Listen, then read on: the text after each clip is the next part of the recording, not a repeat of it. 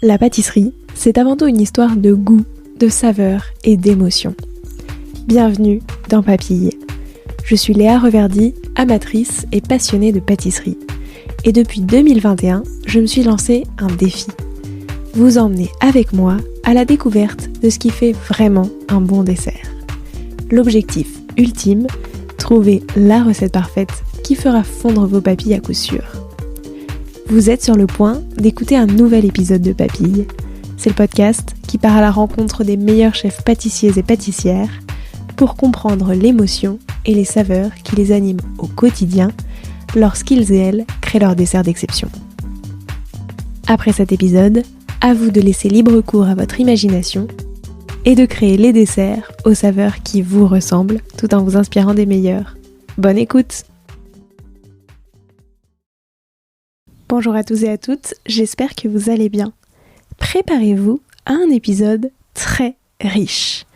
Avec Cyril Gaitella, on a parlé de l'importance du tempo, d'obsession, d'apprentissage dans la défaite, de transmission, de remise en question, de formation et de soif de l'effort, entre autres. Bref, plein de sujets aussi essentiels que passionnants et que Cyril a abordé avec beaucoup de transparence. Champion de France du dessert en 2017, il y a quelques années, Cyril a ouvert sa première boutique Zest à Neuilly-sur-Seine et plus récemment, une seconde à Charenton-le-Pont. Et il nous en raconte toute l'histoire. Et je terminerai cette petite introduction par une citation de Cyril sur laquelle je vous laisse méditer. Avoir raison trop tôt, c'est avoir tort. Au menu de cet épisode, l'importance de trouver le bon tempo, son fonctionnement par obsession, et enfin l'histoire de son dessert transmission. Bonne écoute! Bonjour Cyril. Bonjour. Comment vas-tu? Bah écoute, ça va très bien. Je suis très heureuse de pouvoir discuter avec toi aujourd'hui.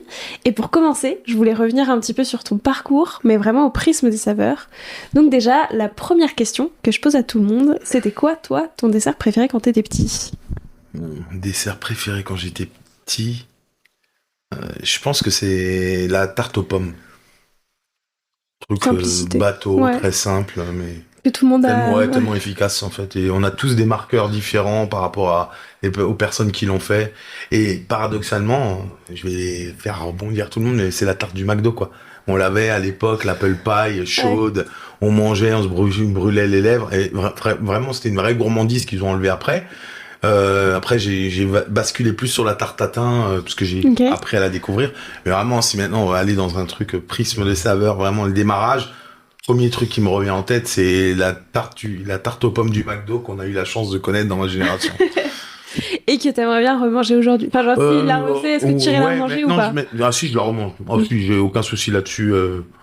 J'ai pas de complexe là-dessus. J'adore parce que je sais distinguer en fait les deux choses. Le plaisir régressif qui me rappelle et ramène en enfance avec des souvenirs qui sont associés avec des produits qui maintenant, quand je les goûte, je vais sentir que c'est trop sucré, que c'est mal équilibré, que c'est trop gras, etc. Je vais le sentir, mais en fait, ça va pas me déranger parce que ça me replonge en enfance. Donc à partir du moment où on vient dans ce plaisir régressif, on oublie tous ces facteurs-là qui sont des facteurs vraiment purement professionnels. Oui, exactement. Non, on est bien d'accord, hein, les souvenirs d'enfance, l'idée c'est pas de se dire que c'était les meilleurs desserts. On bouffe des bonbons, enfin on a pas de problème quoi. On me donne un Kinder Bueno, je le tue. Oui, c'est ça, tout le monde aime encore ça aujourd'hui. Je sens pas la noisette, je sens rien, mais je le mange, j'adore.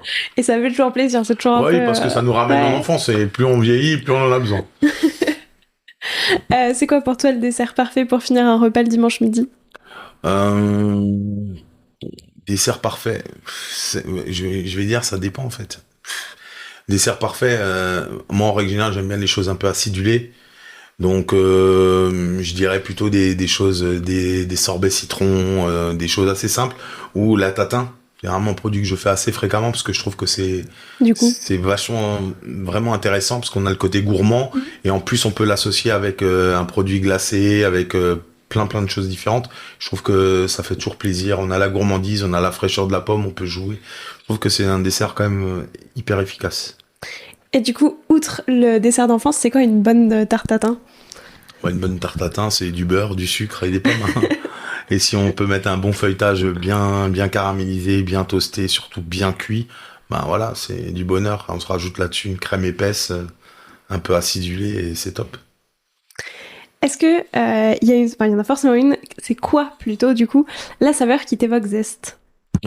Zest, c'est l'acidité Forcément. et l'amertume.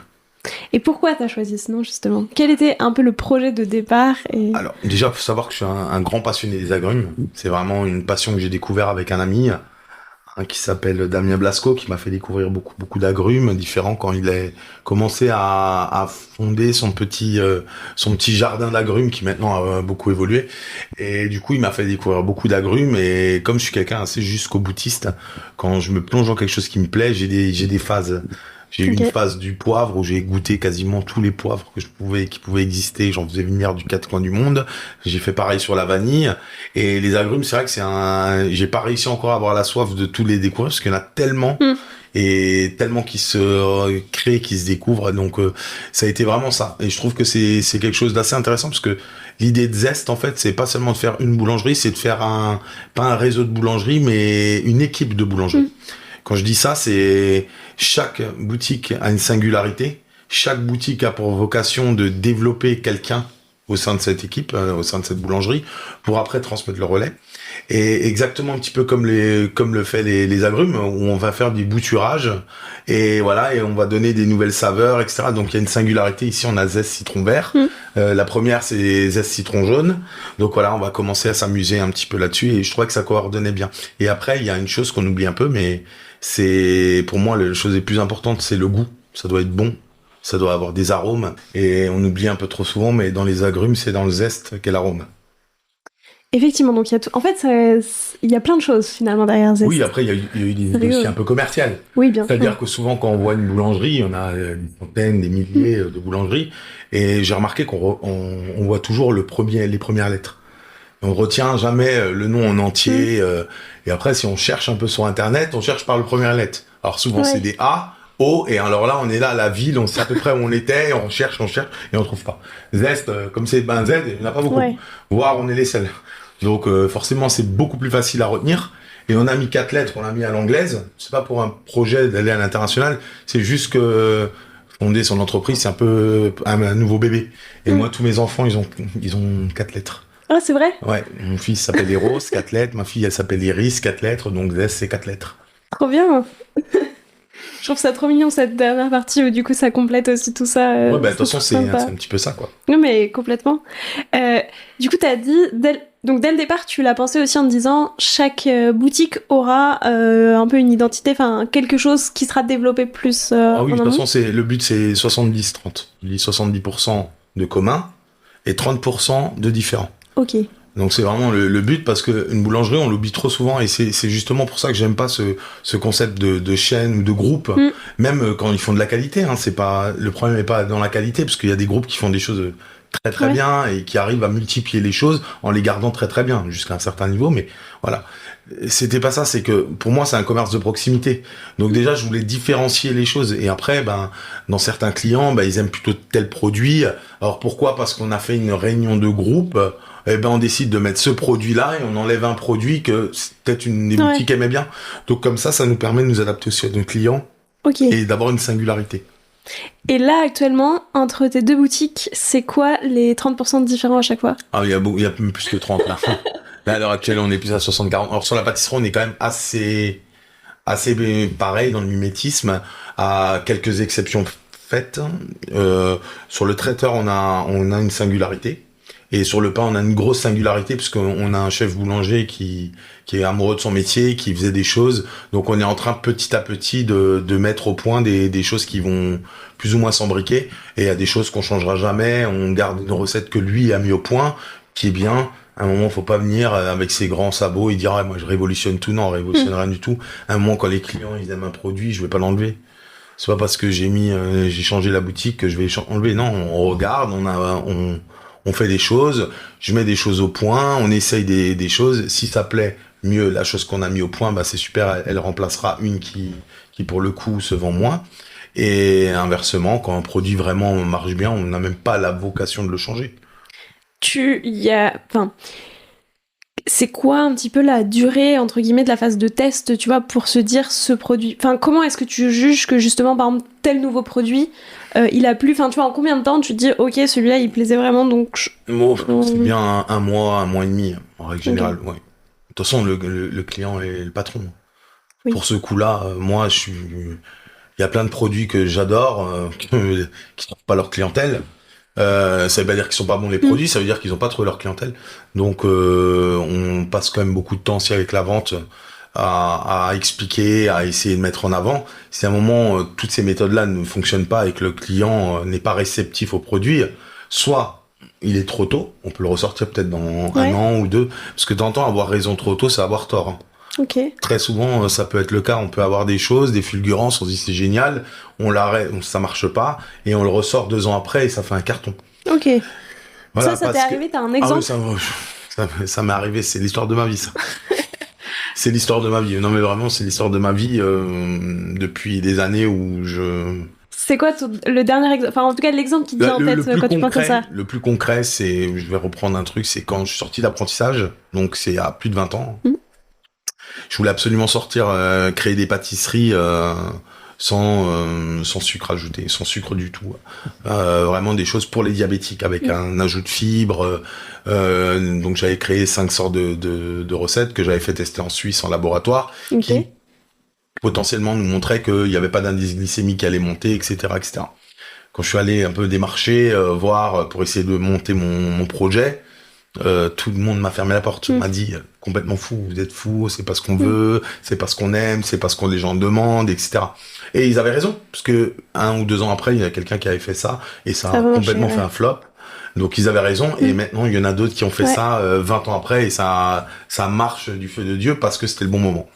Voilà, donc ils ont pas copié l'idée, ils ont eu l'idée, mais ils ont eu l'idée au bon tempo. Et cette question de tempo est vraiment importante, c'est-à-dire que t'entends, on sort la chose, on est sûr de soi. Oui, ça marche, mais on est trop tôt. Oui, puis en fait, à la fois, du coup, faut être à l'écoute du marché au sens large, j'ai envie de dire, genre clairement, de voir c'est la sensation où est-ce qu'on en est. Ouais, c'est ça. Mais en même temps, t'as aussi des fois, ça va être la nouveauté, mais qui va prendre pour X ou Y raison qui, comme tu le dis, aurait pu ne pas prendre, mais tu vois, c'est pas parce que ça se fait déjà que... Non. Enfin, que ça se fait pas du tout, que c'est pas le cas, mais ouais, c'est ça. C'est vraiment, juste que c'était les bons tempos. En fait, c'est l'alignement des planètes. Hein. Il y a une part de chance. De toute façon, quand on fonde quelque chose, il y a toujours une part de chance aussi. Et il y a des gens qui ressentent le marché sur 10 ans. Et il y a des gens qui ressentent le marché sur 1 an. Et ben ceux qui ressentent le marché sur 1 an, en règle générale, quand ils font des business, surtout dans des choses alimentaires, on a besoin d'un résultat immédiat. On peut pas fonder quelque chose sur une longue durée. On doit avoir un résultat immédiat pour rentrer dans nos affaires. Ben c'est eux qui ont raison. Voilà, c'est eux qui ont raison et c'est une sorte de talent aussi. Hein. Il y a les créateurs il y a des gens qui sont même des génies et il y a les gens qui malheureusement sont incompris ou sont compris plus tard, exactement comme dans la peinture où il y a des gens qui deviennent célèbres après leur mort. Il y en a certains qui ont des idées géniales, alors c'est pas forcément mon cas, hein. C'est juste que j'ai souvent eu des idées qui je trouvais intéressantes et qui en fait ont été bien mais qui étaient pas trop tout de suite. Voilà, pas tout de suite. Est-ce que sur des desserts ça te l'a déjà fait ou du coup il y en a que tu retires du coup de la vente parce que actuellement il fonctionne pas, mais du coup t'as envie quand même de le reproposer parce que t'es convaincu que... Ah oui, il y en a plein. Il y en a vraiment plein. Est-ce qu'il y en a un où, par exemple, en ce moment, enfin en tout cas ces derniers temps, où tu t'es dit celui-ci je le garde en stock parce que... Et là du coup il est encore en stock et t'attends de le ressortir? Il y en a un que j'ai déjà testé en magasin, qui avait du mal à trouver son client parce qu'il n'est pas classique. C'est quoi? C'est un dessert avec un chocolat sur base de mucilage, donc le sucre c'est le mucilage, avec un crémeux à l'avocat et un croustillant au maïs et au piment. Alors moi je l'adore, j'adore ce dessert. On l'avait présenté pour le salon du chocolat où il a eu un franc succès, mais parce qu'on avait une clientèle plutôt initiée là-dessus. Et là, comme on a une clientèle qui est plus, j'ai pas envie de dire classique, mais qui a besoin d'être rassurée, et qu'on est encore peut-être jeune aussi en tout cas dans leur univers, Je pense qu'il y a toujours c'est un peu comme aller chez un pharmacien. À un moment, au début, le pharmacien, il fera pas changer les produits de l'ordonnance, hein. Oui. Et par la suite, on a tellement confiance en lui, on sait qu'il va pas nous décevoir, et ben, ça va aller. Donc, celui-là, je le garde. Je pense que je le ressortirai dans un an, peut-être un an ou deux, suivant les boutiques, suivant les évolutions de chacune. Et voilà. Et c'est un dessert sur lequel je suis convaincu, mais c'est juste pas le bon tempo. Sur ça, est-ce que, justement, déjà, entre tes deux boutiques, entre celle de Neuilly et celle de Charenton, tu vois un peu comme celle de Charenton est plus récente, justement, un truc de, t'as une clientèle plus habituée maintenant à Neuilly et qui vient chercher d'autres choses aussi? Ah oui, totalement. Neuilly, c'était vraiment une clientèle très, très, très classique. Ouais. Alors, ça veut pas dire qu'ils ne le sont plus, hein. Ils le sont toujours, etc. Mais c'est vrai que des choses que j'arrivais pas à vendre avant, j'arrive à les vendre maintenant beaucoup plus facilement. Ils nous font beaucoup plus confiance, ils apprécient les choses. Donc voilà, c'est génial. Après, on fait pas l'unanimité de tout le monde, ça n'arrive jamais. Mais c'est vrai que maintenant, on arrive à vendre des choses qu'on n'arrivait pas à vendre au début. Mais ça, c'est toujours... Enfin, tu vois, je trouve avec tous les pâtissiers et pâtissières de boutiques, c'était toujours le retour que j'ai eu. C'est d'abord, il faut faire tous les desserts classiques. Et ensuite, effectivement, tu peux proposer... pas forcément un Paris-Brest, une tarte au citron. Voilà, mais un Paris-Brest, on en a tous mangé un. Ouais. Donc c'est notre élément de comparaison. C'est normal que la personne, clair, elle va consommer ça, elle va voir s'il est meilleur. Ou maintenant, il y a le flan aussi.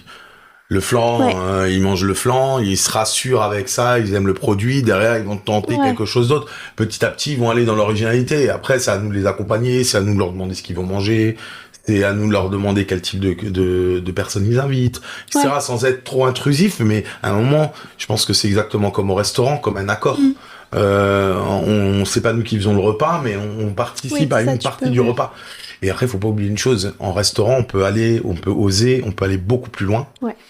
En ayant fait du dessert à l'assiette, donc je peux en parler vraiment, parce que c'est un plaisir personnel. C'est égoïste. Quand on est au restaurant, on choisit son dessert pour soi, et seulement pour soi, on ne partage pas. Oui, c'est clair. Quand on arrive à une tablée, on doit plaire au maximum de personnes. Et à partir du moment où on a ce facteur maximum de personnes à plaire et à convaincre, forcément, on va pas tenter dans l'originalité. On va plutôt être sûr de prendre quelque chose où on sait que ça va toucher large. Sauf quand on est vraiment avec des proches, très proches, qu'on connaît par cœur. Mais en règle générale, on essaye de faire plaisir à tout le monde.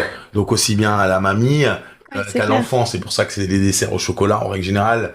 C'est ce qui marche le mieux. Une tarte au citron ou un Paris-Brest, parce que c'est des choses qui rassemblent un petit peu plus qu'un entremets avec l'avocat. D'ailleurs, je le faisais même pas en grand. J'avais aucun intérêt de le faire en grand. Oui, c'est ça, parce que tu peux avoir le truc de t'as même différents petits desserts et après, souvent tu veux goûter, mais comme tu te dis, c'est un petit bout, genre comme ça, au moins, si jamais t'aimes pas, c'est pas grave. Genre, exactement. C'est qu'un petit bout. Est-ce que justement, tu disais, on prend les desserts qu'on connaît pour se rassurer, genre, sur ces trucs-là. Est-ce que d'ailleurs, pour toi, il y a un dessert où justement, toi, quand tu vas dans une nouvelle pâtisserie, tu dis, je prends ce dessert-là, comme ça, j'arrive à juger justement de est-ce que c'est bon globalement? Moi, bien sûr. Moi, il y a plusieurs produits que j'essaye. C'est quoi? En règle générale, la tarte au citron. Je la teste toujours. Parce qu'il y a tellement de techniques différentes entre la pâte. Est-ce qu'il l'a bien cuite? Est-ce qu'il l'a isolée? En fait, c'est dans les petits détails qu'on voit la petite différence, quoi. S'il a mis un petit confit, s'il a essayé de jouer sur les taux de sucre, etc. Donc, je trouve ça vachement intéressant. Donc, souvent, je consomme une tarte au citron à Paris-Brest. Parce que ça me permet de voir aussi s'il a fait le prime maison. Ouais. C'est bête, mais c'est des petites attentions en plus. Nous, on le fait à maison. Pour le coup, on commande des noisettes françaises qu'on torréfie nous-mêmes. Enfin, voilà, c'est plein de petites choses, mais qui nous permet en fait de le maîtriser de A à Z. Voilà. Et après, un croissant au beurre, très simple. Déjà, on voit beaucoup de choses avec ces trois produits-là. En règle générale, on sait à qui est derrière tout ça, quoi. Ouais. Si la personne est un passionné, si la personne est quelqu'un qui essaye de faire le travail au mieux, etc. Pas forcément dans l'esthétisme, attention. L'esthétisme, c'est pas l'importance la plus grande. L'intention dans le goût est plus importante que dans l'esthétisme. Ouais. C'est beaucoup plus dur de faire bon que de faire beau. Beau, c'est facile. Beau, on colle dans la gélatine, on met des colorants à gogo, on fixe, etc. On fait de la photo dessus, super bien. Mais voilà, faire bon, c'est extrêmement dur. Oui, c'est beaucoup plus dur. Surtout sur, je trouve, justement, des desserts aussi, enfin, pas simples, mais c'est aussi classique. Justement, comme on a tous un référentiel, Ouais, on c'est a encore tous. De plus toute dur. façon, on fera jamais mieux que celui Ouais. qu'on a préféré. Oui. Donc, de toute façon, faut même pas se mettre en concurrence. C'est comme la tarte aux pommes. Tarte aux pommes, on fera jamais mieux que sa mère ou que sa grand-mère, enfin, suivant ses marqueurs, ou que sa tante. On a tellement de marqueurs, donc on n'a même pas besoin de lutter. On peut même pas lutter. Parce qu'il y a une valeur affective qui, en plus, donc, C'est clair. à un moment, autant y aller et donner sa perspective et sa manière de la voir, sans essayer de lutter avec des gens, on peut même pas combattre. C'est clair. T'as dit tout à l'heure que du coup tu fonctionnais avec des obsessions. T'avais eu le poivre, la vanille, et là c'était les agrumes. Où du coup t'es toujours pas sorti de cette obsession Non, parce toujours que pas. C'est trop parce large. on peut pas arrêter. À chaque fois, qu'est-ce que tu gardes une fois que t'es passé à une obsession suivante? Donc par exemple, de ton obsession sur le poivre, qu'est-ce que tu gardes aujourd'hui? Est-ce que t'as, je sais pas moi, un top 5 des poivres que maintenant tu vas utiliser?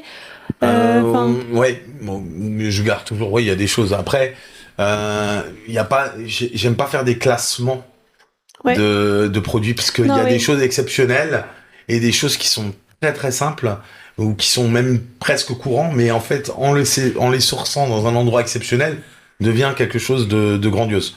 Donc, je fais jamais de classement. Oui. Par contre, des choses dans les accords, où ça me fait de temps en temps un petit peu aller plus loin, chercher des goûts différents. Dans les poivres, véritable poivre des oiseaux, chose qui a été, où la graine a été consommée par l'oiseau et on récupère dans les excréments. C'est un produit exceptionnel, mais il y a une récolte qui est minime. Oui, bah... Mais ils ont des goûts que je trouve fantastiques. Par contre, par exemple, je l'associerais moins dans la pâtisserie parce que je trouve que c'est pas lui rendre honneur. Je trouve que c'est un produit qui il faut presque qu'il soit tout seul, quoi. Ouais. Quand je dis presque tout seul, c'est-à-dire que je vais prendre une banane et je vais mettre du poivre des oiseaux dessus, qui va exalter le goût de la banane, mais surtout qui va donner le maximum de ses saveurs. Et en fait, il y a plein de choses comme ça. Mais oui, ça m'a fait aussi découvrir les vrais poivres et les faux poivres. Parce que souvent, on dit poivre timide. C'est pas un poivre, en fait. Ouais. C'est une baie type poivrée, mais c'est une baie. Et en fait, je me suis pas intéressé aux baies poivrées. Pour être exact. Je me suis vraiment intéressé aux poivres. Parce que quand j'ai su que c'était des faux poivres, le terme faux, c'était mort. C'était fini, j'en voulais plus. Moi, je veux des vrais poivres. Parce que ce qui était intéressant, c'est que plus ou moins la même variété, ou enfin, en tout cas, le même type d'arbre, le même type d'arbuste, pouvait donner des déclinaisons aussi différentes, en ayant toujours la même racine. Je trouve ça exceptionnel. Ouais, c'est clair. Comment ça se passe quand t'as une obsession comme ça? Souvent, tu démarres par quoi? Parce que là, tu disais, genre, j'ai vu qu'il y avait les faux poivres. Ok. C'est souvent des rencontres. C'est une personne que je rencontre et qui me présente un produit. Et après, je peux pas dire c'est du feeling. J'accroche, et quand j'accroche, je vais aller plus loin. Je vais chercher, je vais un petit peu comme un journaliste. Hein. Mais c'est des choses qui peuvent me rendre fou. Hein. Vraiment, c'est de l'obsessionnel à ce niveau-là, où je vais vraiment chercher. Donc là, sur les agrumes, par exemple, c'était ta rencontre avec Damien Blasco. Il en a fait partie, ouais. C'était lui qui a été on va dire, le gros détonateur. Ouais. Le gros détonateur, mais j'avais déjà un gros intérêt dessus. Je m'intéressais déjà depuis plusieurs temps là-dessus, parce que j'avais goûté 2-3 choses qui m'avaient vraiment intéressé. Mais c'est vrai que lui m'a donné une autre dimension, quoi. M'a fait grandir là-dedans et m'a fait découvrir des choses aussi. Donc forcément derrière, il y a plus de filtre. Quand tu dis t'as donné une autre dimension, c'est juste le côté producteur de comment ça se récolte, comment ça pousse, bien sûr. Le côté producteur, le côté production, le côté subtilité dans les choses. Il m'a fait découvrir des choses et expliquer des choses qui sont maintenant pour moi même une logique, mais sur le coup j'y pensais pas. Par exemple, de me faire découvrir le yuzu mais en verre, et de l'utiliser en verre. Pour moi, un fruit devait être mûr, et que l'agrume, on pouvait le consommer aussi vert. Faut donner une autre typicité, un autre goût, un autre arôme. Et c'est des petites choses comme ça, en fait, qui étoffent notre chose. Et après, on va aller dans les surmaturations, on va aller dans les prématurations, on va aller à la maturation, voir ces nuances, voir ces choses qui changent. Alors bien sûr, au quotidien, dans une boulangerie-pâtisserie, on sert, je sais pas moi, à peu près 1200 clients, 1300 clients par jour. Je peux pas m'amuser à avoir des produits à lui qui sont un petit fournisseur, etc. Même si je rêverais de leur faire découvrir ça. Il n'est pas, pour l'instant, ce qui est pas d'actualité, mais ce qui est pas impossible, qu'une fois on fasse une collab là-dessus, vraiment juste pendant le temps d'un week-end, parce que c'est que ça. Les gens veulent du quotidien, etc.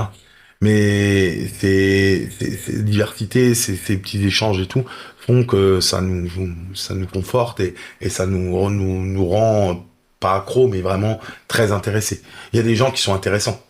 C'est ça. C'est pour ça que je dis souvent c'est une rencontre, parce qu'il y a des gens intéressants. Ouais. Il y a des gens que je trouve intéressants et qui nous font ouvrir les yeux et nous donnent envie de découvrir ce que eux les intéresse, ce qui à eux les intéresse. Le poivre, c'est Gérard Vive, qui était un passionné, qui vendait ses poivres, etc. Et une fois, je l'ai vu un interview de lui et je l'ai trouvé passionnant. Et j'ai dit, mais pourquoi il est tant passionné par ça? Et c'est ça qui m'a amené à découvrir les choses. Exactement. Aussi. Et en fait, ça a toujours été comme ça. C'est des gens que je trouve passionnants, parce qu'ils sont passionnés de quelque chose. Eux, ils sont passionnés d'un truc, peut-être pendant 30 ans ou 50 ans. Et moi, ça m'intéresse tellement que j'ai envie de comprendre pourquoi ils sont passionnés. Et en fait, tantôt j'accroche pas. Et voilà, sur ces produits-là, j'ai accroché. C'est super intéressant. Je trouve ça très fascinant, tu vois, d'avoir ce truc de je veux comprendre ton obsession et du coup, tu t'obsèdes aussi par ça. C'est sociologique, hein. Ouais, bah oui. Totalement. De toute façon, c'est notre métier est sociologique, hein. Le partage, la transmission, c'est l'essence même de notre métier. Si à partir du moment où on n'a pas ça, notre métier, on peut pas le faire correctement. Mais nous, on n'invente rien. On a des recettes qu'on a eues de nos patrons d'apprentissage, qui eux-mêmes l'ont eu de leur patron d'apprentissage, etc., vitam aeternam. Et nous, on l'a fait évoluer comme notre patron, il l'a fait évoluer, etc. L'avocat, c'est Jérémy, on a parlé avec Jérémy Delval, c'est Jérémy qui m'a donné la recette de son truc à l'avocat, que j'ai changé parce que elle était très sympa, mais je voulais la mettre, la personnaliser à mon goût. Donc je lui ai donné, je l'ai changé, je l'ai modifié. Et sûrement qu'en la donnant à quelqu'un, il va aussi lui-même la modifier, et dans 10 ans, on la retrouvera dans un cahier de recettes de quelqu'un, et en fait, on saura même pas la genèse du produit, mais en fait, c'est venu de quelqu'un, au démarrage. Parce que moi, j'avais déjà travaillé l'avocat en amont, à l'école, parce que j'étais formateur pendant 10 ans dans une école hôtelière, et je l'avais déjà travaillé, mais je l'avais travaillé sur d'autres formes, et pas de la manière à lui. Donc voilà, c'est que des échanges comme ça, c'est des voyages, c'est des rencontres. Échange et transmission, c'est vraiment les valeurs de notre métier qui nous permettent d'évoluer dans notre métier et de transmettre les choses au futur. C'était quoi les saveurs de ta toute première création? Est-ce que tu t'en souviens? Wow, pas du tout. Franchement, je m'en souviens. La première dont tu te souviennes? La première dont je me souviens, franchement, la première dont je m'en souviens, je sais pas, parce que je pourrais pas, dans le timing. Oui. Je me rappelle d'un qui m'a marqué. Donc, j'ai fait 2 fois le championnat de France. Et c'est pas celui où j'ai gagné qui m'a marqué le plus. En tout cas, le dessert qui m'a marqué le plus, c'est le premier. Qui était un dessert autour de la pistache. Donc, pistache de la Bronte. Et, justement, des agrumes et du yaourt.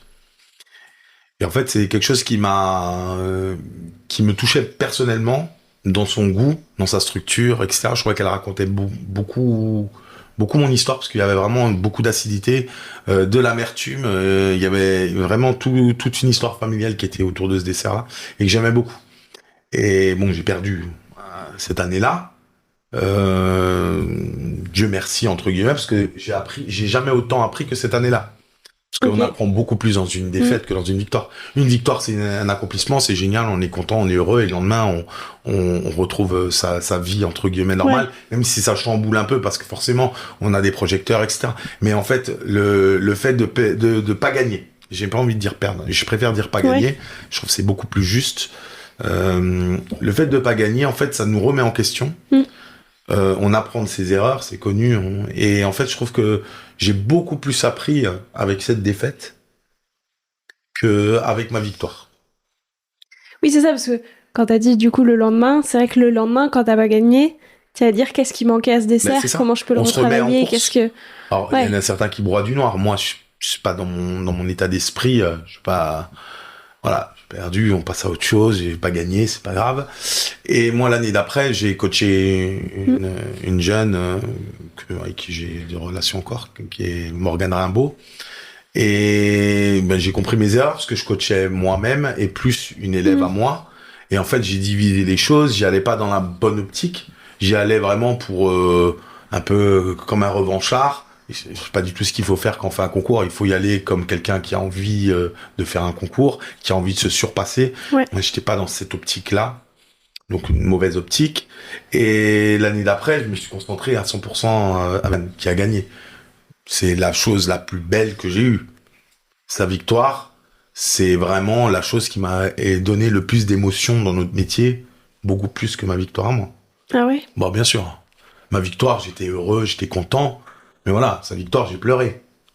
Pourquoi? Parce qu'il y a le partage. Il y a le partage, c'est un travail ensemble.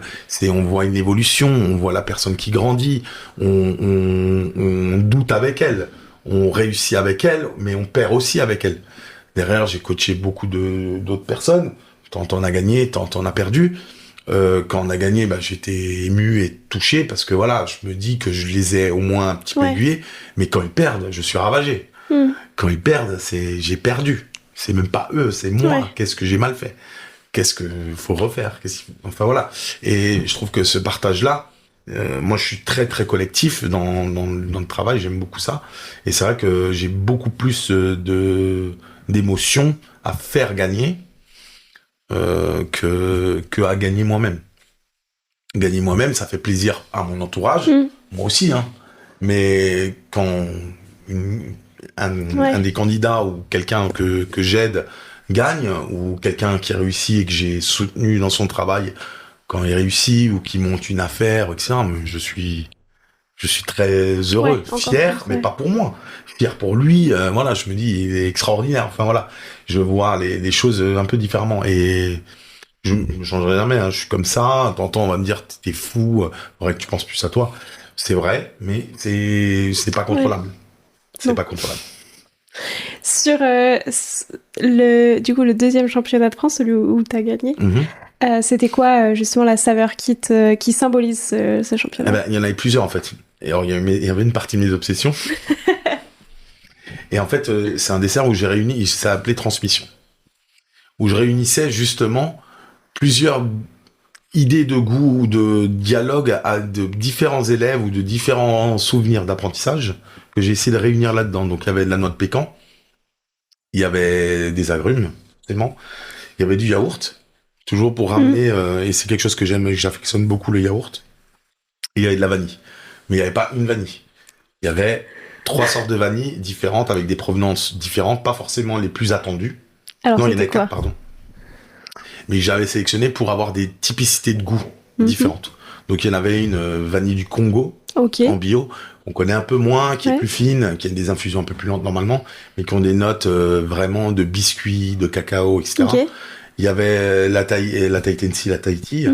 Alors elle, c'était juste pour vraiment l'arôme très vanillé, très fort, très puissant, qui est pas forcément celle que je préfère, parce que je trouve que c'est une vanille agressive.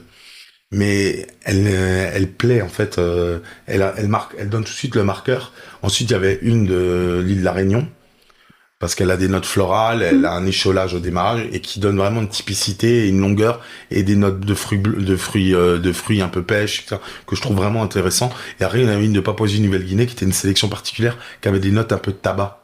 Et que je trouvais vraiment un peu plus camphré, etc. Et je trouvais que, en mélangeant un certain dosage différent, je trouvais qu'on arrivait à une vanille qui vraiment me plaisait beaucoup. Donc voilà, j'ai mélangé les vanilles. Et surtout, je les ai mélangées dans certaines préparations. C'est-à-dire, je les ai pas toutes mélangées ensemble. Et j'ai fait des préparations avec des vanilles différentes. Pour vraiment qu'on les fixe et qu'on les sente vraiment. Et pourquoi t'as appelé ce dessert Transmission? Parce qu'on c'était les choses qu'on transmettait entre nous. Soit ce qu'on t'a... Soit ce que moi on m'a transmis et ce que moi j'ai transmis. Et en fait, il y avait une image, quand on le voyait droit, normal, on s'en rendait pas compte, mais en fait, si on le positionnait sur l'assiette et qu'on regardait par le haut, on apercevait une genre de flamme. Donc parce qu'on transmet la flamme, et en fait c'était le leitmotiv de ma vie, parce que j'étais dans la formation, donc je transmettais tous les jours. Et je trouvais que c'était dans mes dernières années de formation, puisque j'ai fait encore 1 an et après je suis parti. Et c'était déjà prévu que je voulais pas continuer dans la formation. Donc je me suis dit, je vais transmettre encore ce dessert-là. Donc c'était histoire de boucler une boucle. Et aujourd'hui, peut-être un peu à voir, tu vois, comment est-ce que... Aujourd'hui, comment elle s'incarne, ta transmission? Enfin, aujourd'hui, comment tu transmets? Et un petit peu, tu vois, avec à mettre en perspective avec justement quand t'es formateur, ou c'est une transmission... Enfin, je sais pas, justement, comment... quel changement t'as vu dans toi, ta manière de transmettre entre quand tu crées au quotidien et quand t'es formateur? De toute façon, moi j'ai fait de la formation. C'est assez important de scinder les choses. Moi j'ai fait tout à l'envers. Quand je dis tout à l'envers, c'est-à-dire que souvent on commence son apprentissage, on va faire des grandes maisons tout de suite pour arriver faire des rencontres, etc. Ouais. Alors je dis pas qu'ils ont raison et que j'ai tort. Hein. C'est que moi je suis juste différent. Moi j'ai fait et après on va aller petit à petit pour finir dans la formation. Moi j'ai fait des maisons, des grandes maisons, des plus ou moins grandes. J'ai fait aussi des boulangeries-pâtisseries parce que je trouvais ça intéressant. J'ai fait du restaurant, je trouvais ça intéressant. Et ensuite j'ai dit maintenant je veux devenir formateur.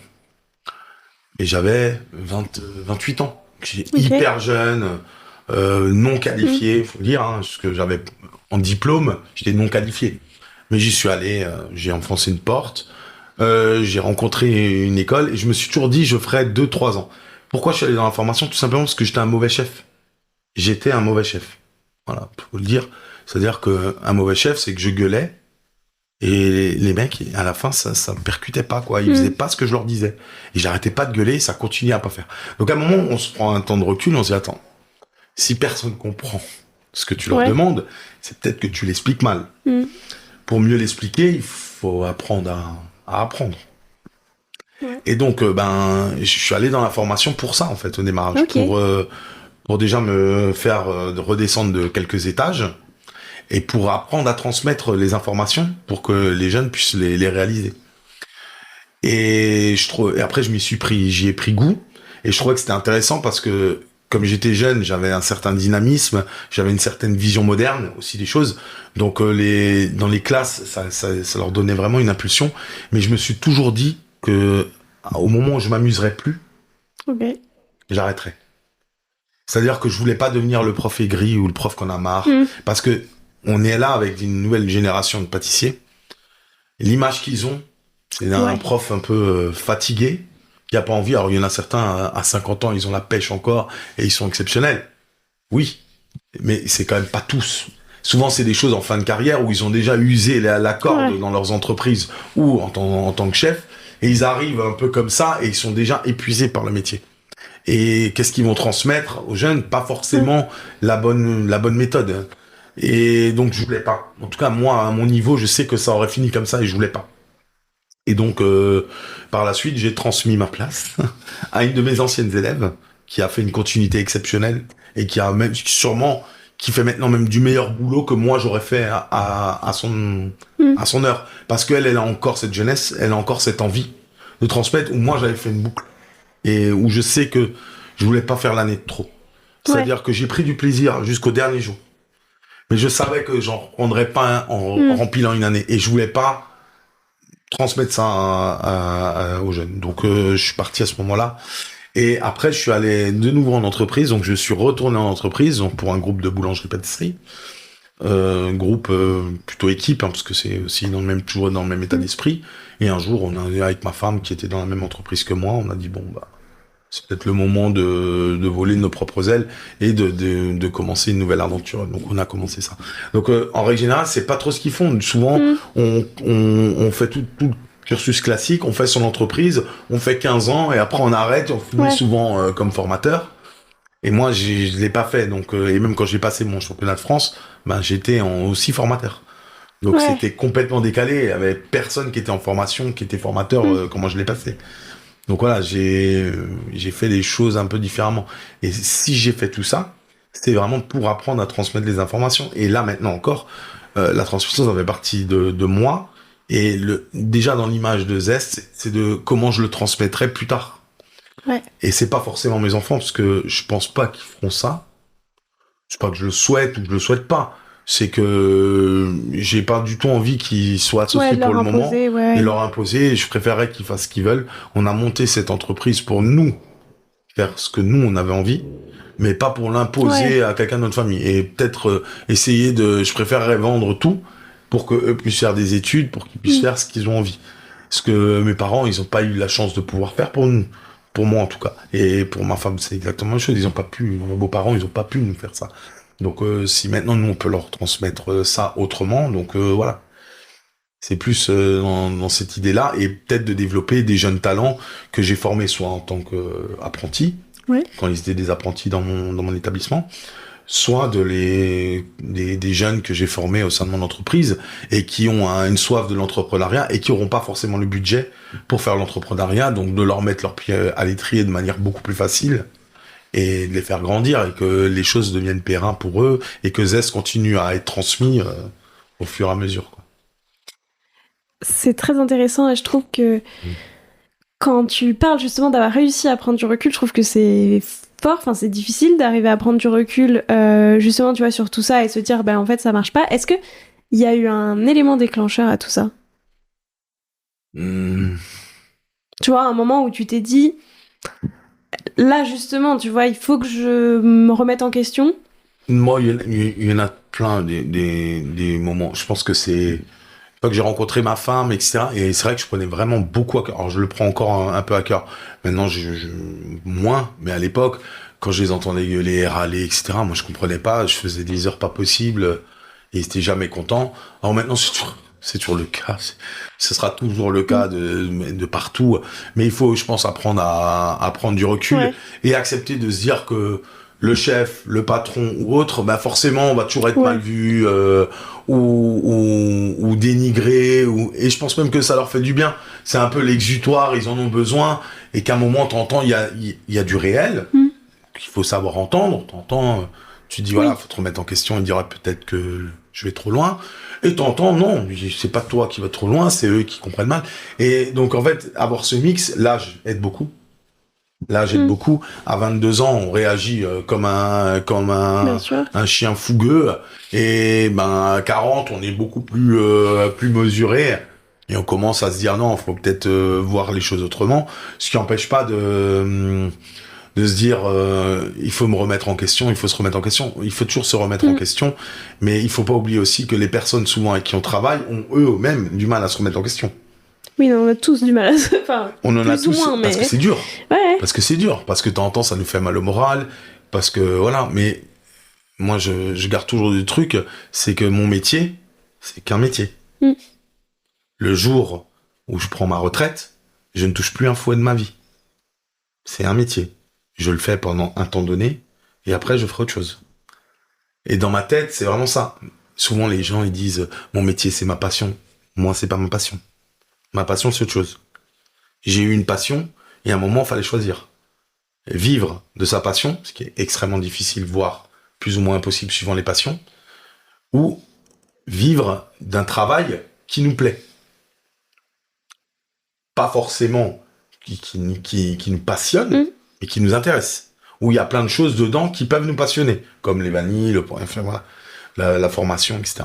Moi, j'ai choisi la deuxième option, de faire un métier qui me plaît, dans lequel je sais que je pourrais m'épanouir professionnellement et humainement, parce que forcément, et le jour où je peux arrêter mon métier, je reprends ma passion pour être qu'une passion. Parce que je veux pas rentrer vraiment dans tous les détails, mais je faisais quelque chose qui était vraiment de la passion, et en fait, j'avais du mal à commercialiser cette passion. C'est-à-dire que pour moi, je peux pas donner un prix ou parler d'argent sur quelque chose qui n'a pas vocation à être vendu, qui est plus de l'artistique, parce que c'était un métier artistique.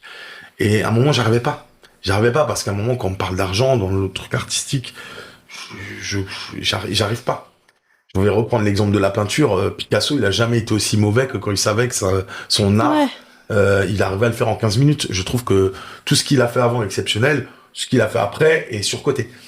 Et c'est exactement ça, c'est qu'à partir du moment où on arrive à faire du commerce sur son art, moi j'ai toujours un peu de mal. Je trouve que l'artistique doit être séparé de l'argent. Artistique et argent, ça marche pas. Ça marche pas. Pour moi, c'est pas en adéquation. Le meilleur exemple, c'est si maintenant on me demandait d'acheter la Joconde, elle a pas de prix. Ouais. Voilà, aucun prix ne pourrait être le bon prix. Donc c'est là où on voit les choses. L'artistique n'a pas de prix. Donc je voulais pas faire de commerce là-dessus, donc c'est pour ça que je suis allé dans un métier qui me convenait. Alors, comment t'as choisi ce métier? Merci. Que tous les chefs pâtissiers se bouchent les oreilles. Moi, j'ai pas fait de gâteau avec ma grand-mère, ni avec ma mère, qui cuisinait pas beaucoup, elle cuisine un peu, mais en tout cas pas quand j'étais petit, j'étais pas dans ses jupons. Ma grand-mère non plus, elle faisait de la pâtisserie, elle faisait des choses, mais j'avais pas de relation spécifique avec elle, donc je l'ai pas fait. Moi, c'est tout simplement, un jour, on m'a dit, Cyril, qu'est-ce que tu veux faire quand tu seras grand? Je crois que je devais avoir 13 ans. J'ai dit pâtissier. Mais j'ai dit ça, j'aurais pu dire boucher, j'aurais pu dire informaticien, j'ai dit n'importe quoi. J'ai dit pâtissier. Comme je suis con et têtu, je me suis opté là-dessus.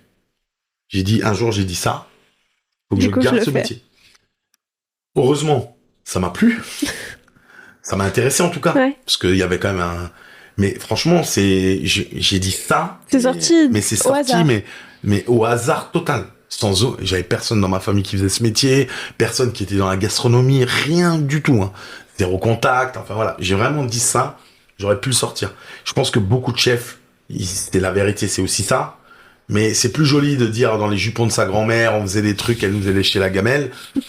Moi, je vais pas raconter des histoires. La vérité, c'est que j'ai dit ça un jour, je m'y suis attelé. Comme je pouvais partir rapidement de l'école en faisant l'apprentissage, je me suis barré le plus rapidement possible parce que je détestais apprendre pour apprendre. Je voulais apprendre pour comprendre. Et l'éducation nationale n'était pas faite pour moi entre guillemets. C'est pas une question de niveau. Hein. Non, ouais, j'avais pas un mauvais niveau scolaire. C'est juste que j'apportais pas d'intérêt à apprendre pour apprendre. Moi, je voulais comprendre les choses, je voulais pas les apprendre. Ouais. J'ai été en école Montessori au démarrage. C'est vrai que ça décale beaucoup quand on revient après dans un cursus plus ou moins classique. Ça change un peu les choses. Donc ouais. Et d'ailleurs, quand j'ai été formateur, je leur faisais pas apprendre pour apprendre. Je leur faisais apprendre pour comprendre. Moi, tant qu'ils avaient pas compris, ça servait à rien. La note, elle ne servait absolument à rien. J'avais vraiment un système un peu hybride. J'avais une direction qui me suivait parce que les résultats suivaient et les élèves étaient contents et on avait des bons résultats et une bonne réputation là-dessus. Mais voilà, j'ai toujours été comme ça. Donc c'est la pâtisserie. Quand j'ai dit ça, après j'ai réussi à avoir un apprentissage, etc. Donc je savais que j'allais pouvoir me faire partir rapidement de l'école. Donc je me suis engouffré dedans. C'était un métier où il y avait du travail. Il y avait plein de facteurs qui étaient cool pour pouvoir vite bosser, vite gagner sa vie. Revenant en arrière, je le ferai pas. Je pense que je ferai des études. Okay. Et je ferai peut-être un autre métier qui serait moins éprouvant, physiquement parlant. Mais voilà. Je l'ai choisi, je l'assume, je le vis pas mal, hein, parce que c'est quand même vachement intéressant, mais je vois que plus les années passent, plus c'est difficile. C'est un métier qui est vraiment difficile. Quand je vois, j'ai un chef à moi qui a plus de 50 ans, et j'ai un employé aussi là qui est en arrêt maladie parce que il a des problèmes d'arthrose, et que je les vois comme ça être dans la douleur, je me dis mais quel courage. Ouais, c'est compliqué, ouais. Mais quel courage. Est-ce que j'arriverai? Mais vraiment, je me demande vraiment ça. C'est des gens courageux. Et il faut du courage. Et plus les années passent, plus c'est difficile. C'est des métiers où on est usé. Hein. Tous les métiers de l'alimentaire, c'est vraiment des métiers où on est usé. On est usé. Et il y a des métiers qui sont pas moins durs, parce qu'il n'y a pas de métier facile, mais qui nous usent moins physiquement. Ouais. Oui, en fait, c'est ça. Je trouve que tu as beaucoup la distinction finalement entre les métiers manuels et les métiers plus intellectuels, où du coup tu as moins cérébral. Ce truc. Oui, c'est ça. Mais où du coup tu as moins cette fatigue physique, nous, comme on a tu dis. L'intelligence des gestes, eux, ils ont l'intelligence des mots ou l'intelligence des nombres. Donc voilà, c'est les trois grandes familles de métiers. Intelligence des mots, intelligence des gestes et intelligence des nombres. Voilà, ça c'est les trois familles de métiers. C'est clair. Et l'un n'est pas plus dur que l'autre, l'un n'est pas plus facile que l'autre. Il y a juste que un nous épuise physiquement plus et l'autre nous épuise nerveusement plus. Voilà, nous c'est physiquement, ça nous épuise, et les autres métiers c'est nerveusement, ça nous épuise. Donc voilà, mais je pense que j'en vois quand même beaucoup plus d'abîmés par le physique. C'est vrai que notre climat actuel, et on a quand même des possibilités dans d'autres métiers de pouvoir se vider l'esprit et de pouvoir se changer. Nous, quand on est usé, on est usé. On peut pas. Donc on essaye d'acheter du matériel qui permet d'être beaucoup plus tranquille. Donc c'est ce qu'on essaye d'investir petit à petit. J'essaie d'investir dans du matériel qui va leur faciliter le travail. Mais c'est extrêmement difficile et on sait qu'on va être usé. Déjà on se lève en décalé. Voilà, c'est enfin, à refaire. Je sais pas. À refaire, je sais pas. Pour pas forcément beaucoup d'argent. Hein. Parce qu'à un moment, faut pas se leurrer, c'est le nerf de la guerre, c'est l'argent. Mais je dis ça, mais je suis presque sadomaso parce que en montant mon entreprise, je gagne pas beaucoup, je gagne pas plus d'argent, je gagne peut-être même moins. C'est juste que je rends des comptes à moi. Oui. C'est juste des plaisirs personnels et je développe des gens. Voilà, oui, et je nourris des familles. Chose d'autre, enfin, qui se nourrissent eux-mêmes parce que c'est le fruit de leur travail qui les rémunère. Mais voilà, on participe à une équipe, à un peu une famille, quoi. Et c'est ça que j'apprécie beaucoup. Et quand je dis non, c'est pas parce que quelqu'un m'a dit tu dois dire non. Si j'ai envie de dire oui, je dis oui. Voilà, c'est moi qui décide. Ça c'est un peu imposé à toi, avoir ta propre structure. Enfin, en tout cas, avoir. Ma femme en voulait vraiment, voulait plus travailler pour quelqu'un.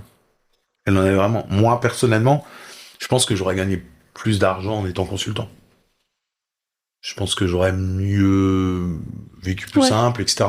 Mais quand on a une femme qui est dans le métier, ce qui est déjà assez rare, qu'on aime ce métier aussi, hein, paradoxalement, on l'aime quand même, hein, le métier. Hein, et que, à un moment, on se dit, c'est une histoire à deux, on oublie tout, quoi. Les heures, le travail, le confort. On l'oublie parce qu'on se dit, c'est quand même génial de pouvoir faire une aventure à deux, et d'emmener des gens avec nous, parce que moi, il y a beaucoup de personnes qui sont avec moi depuis des années, qui m'ont rejoint dans l'aventure aussi. J'ai énormément de gens qui nous ont rejoints et avec qui on a travaillé depuis des années. Donc ça nous permet aussi ça. Donc ça permet de développer et d'avoir des gens qu'on aime bien, les aider à se développer aussi pour les plus jeunes. Donc voilà, c'est top. Pour boucler un peu, je trouve, toute cette boucle, quel conseil est-ce que tu donnerais au Cyril, justement, qui commence dans ce métier et, tu vois, avec du recul, un conseil, soit un bon conseil qu'on t'avait déjà donné à l'époque et où tu dirais, genre, vraiment, écoute ce conseil parce que c'est génial, ou un conseil qu'on t'a pas donné et que tu voudrais donner, et qui peut aussi, tu vois, être un conseil un peu plus général, qui peut s'appliquer à beaucoup de nouveaux pâtissiers ou pâtissières. Je pense que les conseils, j'en ai eu plein. Certains, j'ai pas écouté, mais je les ai toujours écoutés par la fin. C'est-à-dire que un conseil utile, je l'ai toujours utilisé. Alors, t'entends un peu tard. Ça, je trouve que ça boucle parfaitement avec ce que tu disais au départ, de finalement, des fois, quand on fait un dessert, c'est pas le moment. Exactement la même chose. Mais c'est exactement la même chose. T'entends, mais c'est exactement la même chose. Puisque c'est une relation. Ouais. Par exemple, je vais donner un exemple très bête. On quitte sa petite amie ou son petit ami. Au début, on est dévasté. 10 ans après, on se dit, mais pourquoi j'étais dévasté? C'est juste qu'à cet instant T, c'était pas le bon moment. Et t'entends quand une rupture, elle se fait de manière très simple sur une durée, et qu'à un moment, on arrive au bout, et qu'on se sépare, ça devient un soulagement. Alors que si c'était passé 1 an avant, ça aurait été un déchirement. Donc, c'est exactement la même chose. Moi, j'ai reçu plein de conseils. Franchement, j'en ai reçu plein. Certains, je les ai écoutés parce qu'ils étaient censés tout de suite, pour moi en tout cas. Certains, je les comprenais pas. Je les ai compris plus tard. Mais je pense que le meilleur conseil que j'ai eu, et je l'ai eu d'une manière même un peu dure avec moi, c'est n'aie pas peur de l'effort. Et je pense que c'est ce qui résume le plus, et dans tous les métiers. Dans tous les métiers. C'est-à-dire que tant qu'on est fatigué, on en a marre. On aura envie de bâcler, remettre sur le tapis un peu et se barrer. Ce qui veut pas dire que je le fais pas, mais à la maison. C'est-à-dire que une fois que je suis à la maison, je suis plus du tout le même qu'en entreprise, hein, parce que j'ai pas envie.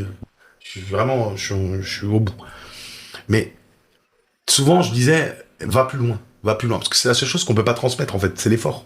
La soif de l'effort, ne pas avoir peur d'aller plus loin. C'est-à-dire que t'entends quand on est plus fatigué, vraiment fatigué, et qu'on va venir et qu'on va encore faire ce dernier effort pour que ça se passe bien le lendemain. Même si le lendemain, ça va être encore dur et on va encore...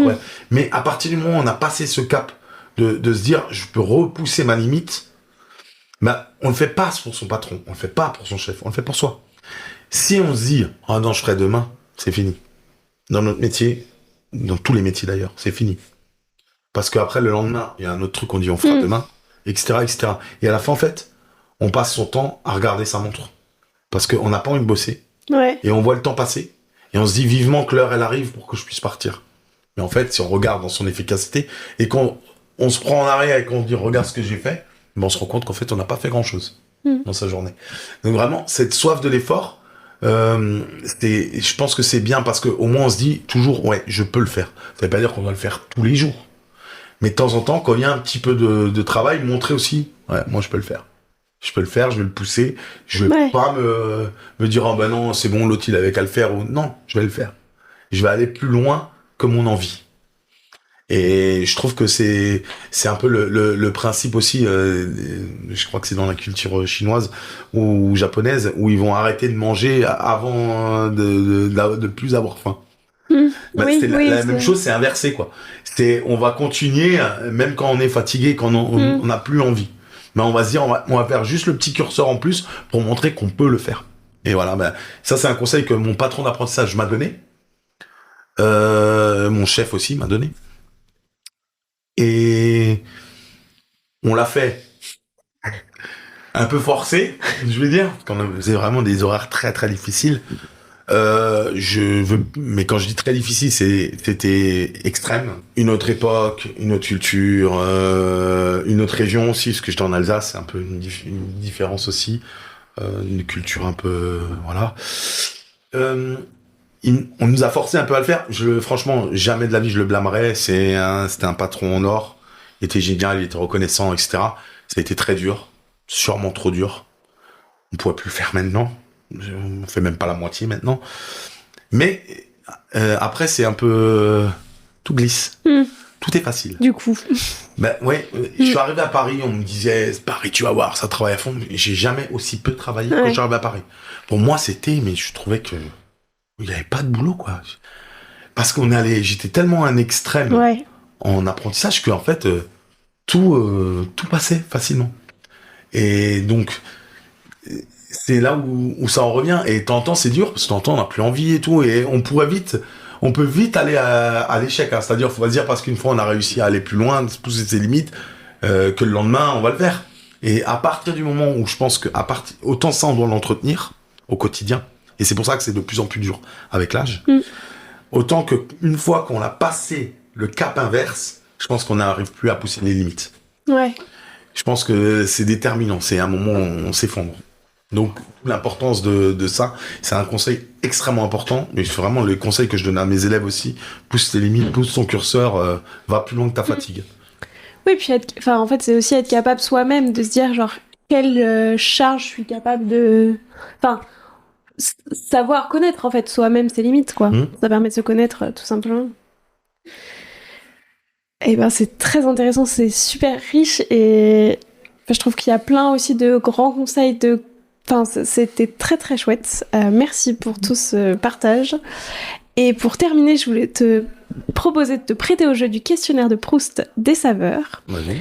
Déjà, si toi, t'étais un de tes desserts, tu serais lequel ? Un de mes desserts, je serais plutôt un croissant. C'est paradoxal, hein, mais j'aime bien. Je trouve que c'est tellement simple. C'est un élément, juste une manière de rouler, une bonne cuisson, et je trouve ça tellement bon. Simple, mais si simple compliqué pour qu'il soit très bon. Très bon et tellement efficace. C'est quoi le dernier agrume que t'as découvert et aimé ? Je pense que c'est le Cedra Diamanti. Et un agrume exceptionnel. C'est quoi le dessert d'un autre pâtissier ou d'une autre pâtissière que t'aurais bien aimé avoir créé ? Dans le sens où quand tu l'as vu, tu t'es dit « Waouh, j'adore l'idée, j'aurais bien aimé y penser ». Eh ben, c'est un dessert qui faisait le miel au Shangri-La Michael. Et franchement, quand je l'ai mangé, je pense que c'est un des desserts qui m'a mis la plus grosse claque de ma vie. Il y a longtemps, hein, parce qu'il était encore au Shangri-La à l'époque. Et j'ai trouvé ça exceptionnel. C'est quoi ton péché mignon ? Oh, les conneries, les bonbons, les chips, enfin tout ce qu'il faut pas. tout ce qui est en règle générale classifié entre D et E. Voilà. Et est-ce qu'il y a un autre pâtissier ou une autre pâtissière avec qui tu aimerais bien faire une création à 4 mains qui aurait des saveurs un peu inattendues? Alors, il y en a plein. Il y en a plein avec qui j'aimerais faire des 4 mains. Déjà, il y a Jérémy avec qui on va en faire un. C'est prévu. Il y a Morgane Rimbaud, il y a Marine Mathéos, enfin j'ai plein d'anciens élèves, Valentin Sevilla, enfin j'ai plein d'anciens élèves avec qui je rêverais de faire un 4 mains. Je pense que ça se fera. Je pense vraiment que ça se fera parce que on peut pas en rester là. Et je trouve que les boucles sont bouclées là-dessus. Il y a Damien Gendron aussi, qui est champion de France en 2016. On a une grande famille de champions avec qui on s'entend vraiment bien. François Josse. Il y a ceux avec qui, entre guillemets, on a fait des 4 mains sans le vouloir. Parce que on s'est repris des choses, etc. Donc c'est déjà des pseudo 4 mains, ou c'est des petits hommages, des petits clins d'œil. Ouais, il y a plein de gens. Moi, j'adore partager. Donc, les 4 mains, je trouve ça tellement sympa. Je pense que d'abord, il faut qu'on structure bien les choses. Mais je pense qu'après, si je peux en faire, on peut en faire plein. Même si ils font des 4 mains sans moi, même, hein. 2 potes ensemble qui ont envie de faire un 4 mains et qui veulent qu'on le commercialise. Enfin, voilà. L'histoire est trop cool, quoi. Ici, c'est une maison, c'est un centre de loisirs. Maintenant, j'ai 5 dernières questions. Plutôt yuzu ou bergamote? Oh, bergamote. Saveur d'été ou saveur d'hiver? J'ai envie de dire hiver quand même. Oui, il y a les agrumes. Ouais, il y a les agrumes, mais l'été aussi, il y a quand même beaucoup de produits que j'aime bien. Mais hiver, printemps. Herbe ou épice? Épice. Laquelle en particulier? La vanille. Et laquelle en particulier? J'ai un gros coup de cœur sur la vanille de l'île de la Réunion. Ok. Je trouve que c'est un produit qui est exceptionnel et en fait on va en chercher aux 4 coins du monde et je pense que c'est l'une des meilleures pour moi en tout cas. Chou ou tarte? Oh, tarte. Et enfin, plutôt ton dessert autour du popcorn ou celui dont tu parlais tout à l'heure, le nawa et mousse au chocolat et cacao. Oh là, faut pas me demander ça. Les deux ensemble. Un mélange des deux. Un mélange des deux, un c'est mélange possible. des deux, on coupe une demi par chacun. Très bien. Merci beaucoup. Je demande à tous mes invités un petit défi pâtissier à lancer à tous les auditeurs et auditrices qui voudraient le refaire. Donc, soit une recette à goûter, un ingrédient à tester, enfin ce que tu veux. Quel défi est-ce que tu peux nous lancer? Ils doivent refaire une recette? Bah, c'est ce que tu veux. Soit travailler un ingrédient, goûter, travailler le yaourt. Ok. Le yaourt grec ou alors le skyr. Faites-vous plaisir, mettez des épices, utilisez en sucré, en salé. C'est un produit trop souvent peu utilisé et c'est tellement bon. Et en fait, il n'y a pas besoin de grand-chose avec. Et n'hésitez pas à mettre du poivre sur les fruits. Ça décuple les saveurs. Vous verrez que d'un coup, votre poire qui est pas bonne, un coup de moulin à poivre et elle aura plus la même dimension. Qui est-ce que tu as envie soit le prochain ou la prochaine à passer derrière ce micro? Bah, ceux qui me connaissent, ils savent déjà que je vais dire Morgane Rimbaud. Elle est déjà passée. Elle est déjà passée? Ah oui, plusieurs. Ah là là. Et elle m'a pas cité. Je demandais pas encore. Ah, parce que... Pour sa défense. Je me fâche. Waouh. Il y a tellement de gens que j'aimerais entendre parler. Je pense que quelqu'un qui serait vraiment intéressant, pour le coup, et qui serait différent, c'est Valentin Sevilla. Ok. Qui est un jeune que j'ai eu un peu en formation, qui a été le second de Quentin Le Chat. Et je trouve cette personne extrêmement intéressante. Très bien, je vais le contacter. Et puis, je te laisse le mot de la fin. Qu'est-ce que tu veux dire pour clore cet épisode? Faites-vous plaisir. N'oubliez pas de travailler avec vos artisans de quartier. C'est extrêmement important. Et ne vous complexez pas. Mangez ce que vous avez envie. Personne n'a le droit de vous juger. Merci beaucoup. Et vraiment, merci beaucoup pour cet échange. C'était passionnant. Merci. J'espère que cet épisode vous a plu. Et moi, je vous dis à la semaine prochaine en compagnie de Louise Tampin. Prenez soin de vous. Alors, quel sera votre prochain dessert? Merci d'avoir écouté cet épisode jusqu'au bout. S'il vous a plu, n'hésitez pas à le partager aux gourmands qui vous entourent. Et pour continuer la discussion, rendez-vous sur Instagram @LéaRVRD. Et si vous voulez soutenir Papille, 2 choses. La première, notez l'épisode 5 étoiles sur Apple Podcast et Spotify et laissez un commentaire délicieux. La deuxième, vous rendre sur papillepodcast.com, sans oublier le S de Papille, et vous abonner à la newsletter pour être prévenu de la sortie des prochains épisodes. À très bientôt!